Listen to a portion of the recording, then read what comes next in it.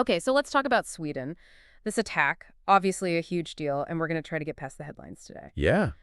We're using an article from Rivyona, right? Sort of a global media network. hmm They have this idea, knowledge is power, and I think that's what we're trying to do here. Right. Get some knowledge so we can feel a little more powerful when thinking about all this stuff. Absolutely. And they focus on something I thought was really interesting, which is fear, Right. specifically among immigrants. Yeah. So thinking about that, when something like this happens, what are the sort of, I don't know, psychological impacts? Well, I mean, you think about it, right? It sort of shakes everybody's sense of safety. Sure. It's like, oh, that could happen here. Yeah. But when you think about it from the immigrant perspective, especially, if someone has come to this country seeking refuge or, they're trying to build a life and then this happens. Right. It really undermines that sense of like, I came here for safety. Exactly. Yeah. I wonder too, thinking about Sweden, are there like recent events or even like trends that make this attack even more unsettling? Well, I mean, Sweden's had its share of, I don't know, growing pains, you could say, right? Around immigration and questions of like, what does it mean to be Swedish these days? Yeah. And so I think all that kind of bubbles up, when something like this happens. It's like all those anxieties about, am I really accepted here? Do I belong?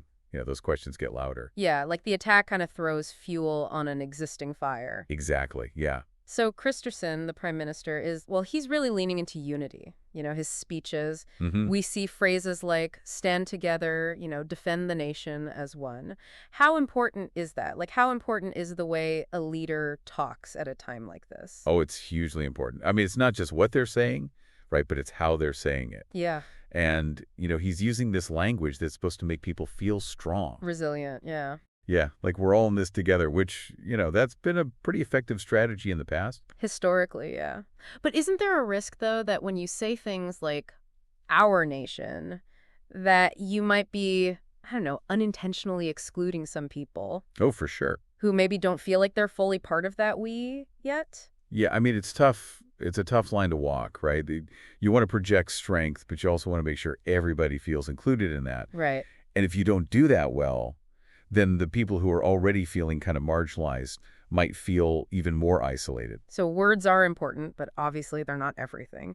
And in the Rivyona article talks about this whole debate about safety and security in Sweden. Yeah. Which, I mean, we see this everywhere, right? After an attack happens, it's like, okay, how do we make things more secure? Right. But then how do we balance that with, people's freedoms? Yeah. How do countries navigate that? It's tough. I mean, it really is. You almost think about it like walking a tightrope. And most countries, they wobble a bit. Right. I mean, think about, airport security after 9/11. Oh, yeah. Huge changes. Some people said they went too far, but it was all driven by this need to do something. Yeah. And I think Sweden's kind of in that same boat now. There are these calls for more police, stricter controls. It's that question, though, what's the cost of all that? Yeah, that cost benefit, it's so hard. Like I remember after, I think it was after we had the incident at the train station. Yeah. They put in all these new security measures. And on one hand, I was like, okay, I feel safer. But then there was this other part of me that was like, wait, what are we giving up here? It's interesting because Rivyona, they don't just talk about what the government's doing. They also talk about how, everyday people are reacting. Yeah. Like there's this demand for more police on the street, more visibility, that kind of thing. And I think that raises a question, does that actually make people feel safer or does it just make people more afraid? Right. Yeah. And that gets to this like core question, right? Yeah. Is there a point where, we're trying to make things safer, but we actually end up making things feel less free? Well, it can definitely be a slippery scope. More security, yeah, it could deter crime, maybe. But there's always that flip side. More surveillance, maybe profiling. It's like, you're squeezing a balloon. Right. You might make one part smaller, but another part's going to bulge out. So it's not as simple as just like more security equals more safety. Exactly. It's about finding that balance. But how do you even measure that, Right. And what happens if we tip the scales too far? That's the million-dollar question. I mean, it's something Sweden's trying to figure out right now. And honestly, it's a question we should all be asking, no matter where we live. Yeah, I think that's a good point. Yeah. It's tough, right? Because we need to feel safe. Yeah. But we don't want to feel like we're giving up too much to get that safety. Exactly. And I think that's where this whole idea of unity comes in. The thing that Kristersson keeps talking about. Yeah. Because you can't just have security through, like, more police or stricter rules. Right. It has to come from people feeling responsible for each other. Like a community that's actually connected. So this is bigger than just the government's response. Absolutely. It's about how society reacts, steps up. And Rivyona ends their article by saying that Sweden has to stand united for a safer society. What does that even look like, though? Like, what are some actual examples of that? Well, I think one thing you'd look for are, more things happening at the community level. Okay. Like, think of neighborhood watch programs. But instead of being suspicious of everyone, they're focused on bringing people together, right? Like having dialogues between different faiths or support groups for victims.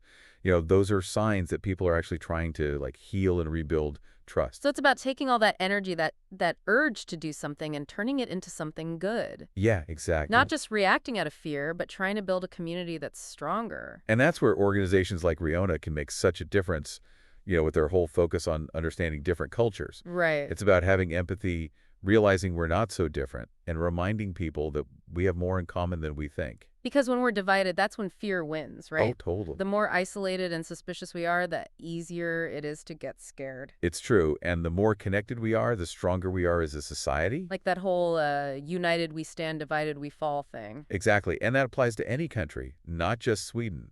It's tragic what happened, but it feels like this attack in Sweden is about something bigger.